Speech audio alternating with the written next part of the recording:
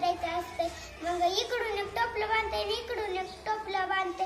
मग दोन बसविते आणि जाते. मग मम्मी पप्पाला ताण लागते. बाळा ताण लागली मग ते आणायला जाते. मग वरून दशरथ राजा बाणच मारते.